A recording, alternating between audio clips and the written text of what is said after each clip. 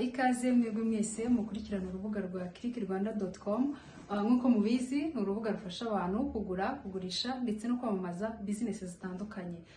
Dufasha abantu kumenya neza uburyo bafungura shop online bakabasha ibicuruzwa byabo kugera ku bantu benshi baherereye kuri iyi si yacu yose dutuyeho, bakarushaho kubona abakiriya babagana. Uyu munsi twatumiye umwe mu bantu bafunguye shop online kuri Click Rwanda, ngaze adusobanurire byimbitse bimwe mu bikoresho nyine bye yashyizeho kugira ngo umuntu uzabyihitamo akabasha kubigura arushaho gusobanukirwa neza uko gikora cyangwa uko gikoreshwa. Tubahaye ikaze, akadusobanurira tukarushaho kumenya neza uko tuzajya dukoresha ibikoresho byanyu igihe twabishimye. Yes, murakoze cyane. Yes, nkuko mubibona yitwa Jean de Dieu. Nanjye nari mfite inzu zo kuzakora shop ariko nafite ubushobozi bahagije, ndavuga ati okay, niki nakora kugira ngo nanjye mbashe kubona ubushobozi bwo kuba nafungura shop noneho ari ku buryo nshobora gucuruza ibicuruzwa bikagera ku bantu benshi. So niyo mpamvu rero nahisemo gukorana na clickirwanda.com. So uyu munsi rero nabazaniye iyi blender. Urabona iyi blender nziza cyane, urabona iracyari nshyashya. So iyi blender urabizi ko turi mu minsi mikuru, dukeneye blender, dukeneye gukora amajuice, dukeneye gukora ariga ufite nk'abashyitsi, dukeneye gukora juice ziri natural zitari zira zo mu nganda. So iri byo yagufasha rero, niba ufite abana rwose babyishimira, yagufasha ku muryango abantu batandukanye. Yewe no mu maresitora ahantu hose iyi blender wabasha kuyikoresha. Kandi iyi blender akarusho kayo size ndanira nafungura nkabereka. Nta kibazo. Nkabereka uko imeze. Yego. Yes. Nkuko muri kwibona ni iki? Yes, iyi ni blender. Yes. Angaha nabyo bishyira ku muriro. So ibifitemo okay, sorry. Yeah. Yes, urakabona. So ubu ngubu rero ni nguko iyi blender imeze. So urabona urafata agashyiramo n'undi ugacuruza ku muriro mutwashika juice zawe ku mafaranga make cyane. So rero nawe ushaka kuyisanga niba ukeneye, niba uyishaka rwose dusange kuri clickirwanda.com, urasanga nimero ubundi tubashe kwikugereza aho waba uri hose mu gihugu cy'u Rwanda. So iyi blender akandi kantu gato yacha kubereka kumwihariko kakarusho kayo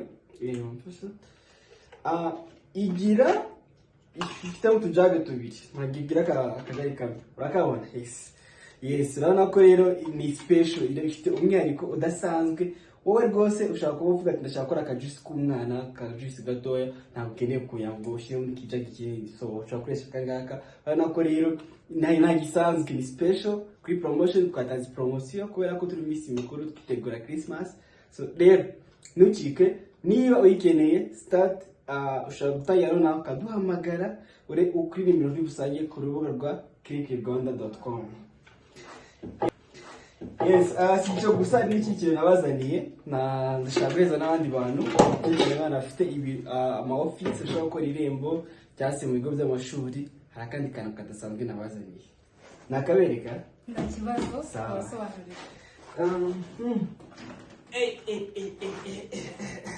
See the printer. Yes, wayibonye iyi ni Epson. Yes, iyi ni printer kabisa nkuko ubibona. Yes, iyi printer nayo ni printer idasanzwe. Yes, rero nabanza nkabereka ukuntu imeze. Yes, ahangaha nkuko ubibona ni hamwe ipapuro rusohokera. Yes, mwabibonye. Ahangaha niyo bashyiramo urupapuro cyangwa ubwo ushaka guprintinga.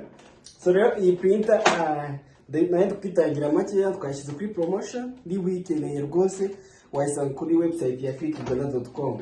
Iyi printer ushobora kuyikoresha mu guprintinga, ushobora gukoresha mu guscanninga, ushobora guprintinga ama encre, like niba ushaka nk'ibintu udashaka photocopy ushobora kuyikoresha kugira ngo igufashe gusohora ibintu bisa neza nkuko ubishaka mu mabara yose ushaka.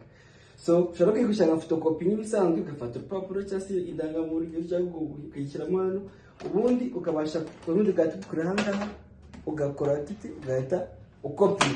So rero iyi printer nayibazaniye ku mafaranga make cyane muri promotion ya Christmas. So rero nawe ni wikereye n'ahandi hantu ushaka kuyisanga, gisanye kuri website ya clickirwanda.com, urasanga contact, ubundi duhamagare, numara kuduhamagara tikugereze aho waba uri hose mu gihugu cy'u Rwanda. Yes.